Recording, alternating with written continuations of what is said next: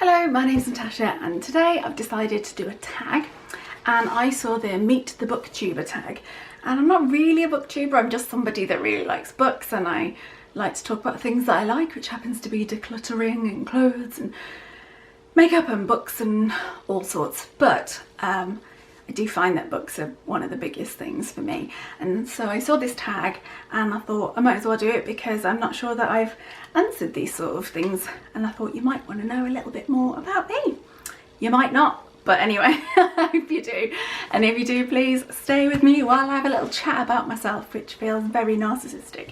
But anyway, this tag was started by What Victoria Read, and this was in like the summer of 2019, I believe.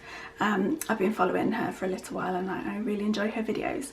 But question number one is name, age and location. So my name is Natasha.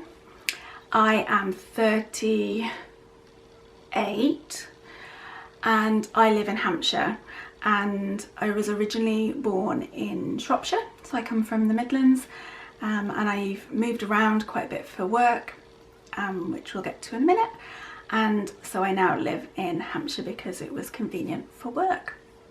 Question number two is, do you have any siblings and where do you come in the order? So I'll start by saying yes, and I'm the eldest, and so I'm the eldest.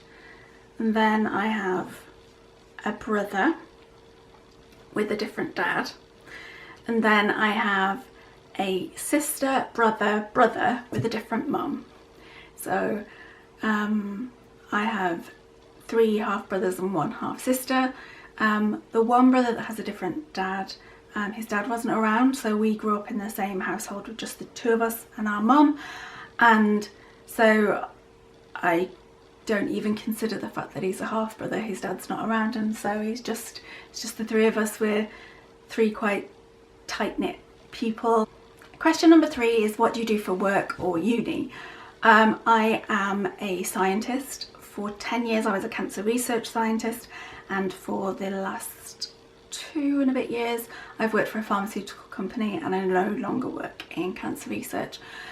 I would essentially work in whatever my pharmaceutical company wants me to do, but I'm a biologist, and I work in drug metabolism and pharmacokinetics. It basically means what happens to the drug in your body, how it's broken down, how long it hangs around for, and that sort of thing. It's really interesting. It's a good job. I'm very happy. Question number 4 is, do you have any kids? And no, I don't plan to. Some people find that quite difficult to accept. My mum especially, she would love grandkids, but I'm getting older and it's not really something that my husband and I are planning on. Question number 5 is, do you have any pets? And yes, I do. I have 2. I have 2 dogs. They are Shetland sheepdogs. They are adorable. The best little creatures ever. They're wonderful. They have their own Instagram. They have more followers than I do. They're little gems. They're incredible. Love them so much. But they're quite old now. They are 13 and 11. Number 6 is, can you drive? And yes, from as soon as I was able to, I started learning to drive. Can't imagine a life in which I don't drive. Every job that I've had to drive to, because they've been in quite obscure places.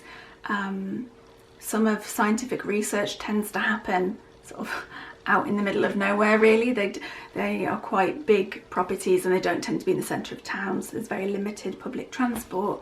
But also I would never have even considered applying for some of the jobs had I not got a car to get to it, because they would have been quite difficult to get to. So I believe that if I couldn't drive, it would have definitely hindered my career prospects. Question number 7 is, your favourite subject at school? Now, you'd imagine me being a scientist that it would have been science, but for most of my school I would say I really enjoyed maths, and my work experience when I was about 15 was in a accountancy finance office, and I love the logical way that it works. A plus B equals C. I love how it all balances and how it's all, I don't know, just something about it all pleased me. I liked the way that you could balance the books, or I really do enjoy that sort of thing. Around the same time, maybe a year prior to that, I had a new science teacher, and it shows the importance of teachers and how incredible they can be. And this man was wonderful as a teacher. He was fun and silly, but he was strict, he was really clever, and he had a lot of passion and enjoyment for science. And that just somehow, I absorbed it like osmosis just from being around him, and it set off something within me. And I wouldn't say I excelled, but I did very well in the subject. It was really interesting. He just opened my eyes, and it completely changed the sort of world for me in many ways. My brother also had him, and my brother was a bit naughty. I was a bit of a square at school, and so I was in the top classes for everything. And my brother was a bit naughty, and let's say he wasn't academic and he wasn't in the top classes. And he hated this teacher because he said he was really strict and he was horrible, and that's true, he could be, but that's because they were a different type of student. And for us, being a top class, we wanted to learn and we were eager, and so we saw a completely different side to this man. He was fun and he was incredible. So actually he turned it around for me and made science become my favourite subject at school, and therefore I then studied it at college and university and beyond. And so I have a lot to thank him for, actually, because my world could have been quite different. I probably would have been richer if I'd have been like a proper accountant or something, but I don't think my life would have been quite as full, which sounds weird, but anyway, I have a lot to thank Mr. Crump for. Question number 8 is your favourite colour. So my favourite colour is pink or purple. I always struggle with this. Pale, baby sort of pink, or any shade of purple, which is why I always think purple, but I can't really resist a bit of blush. But a blush pink, but yeah, I've got very old pink and purple on my nails right now. Yeah, but don't make me choose, because that's like making me choose between my 2 dogs. I can't do it. Question number 9 is your favourite smell. My favourite smell is jasmine and what's it called? Ylang ylang and fresh bread, and then weird stuff like the creosote that you paint your fence with, or petrol, or marker pens. Things that you shouldn't really like the smell of. I don't like the smell of cut grass. That's a common one for people to really like, but I don't, because I have hay fever. Yeah. Oh, lilies. Oh, I love lilies. I love really smelly, stinky lilies that lots of people probably don't like, but they're so pungent they stink out my whole house. Yeah, lilies. I'm sure I've told you enough smells that I like, but smell. Oh gosh, nothing's as relaxing as having a bath and then getting into fresh bedding, and the smell of like fresh bed linen as you get into bed is also really nice. You never sleep as well as you do after having a bath and getting into a fresh bed. The final question is, what's your favourite book or top 3? And I hadn't thought about this. Instinct is always Harry Potter, so Harry Potter goes without saying. Always Harry Potter.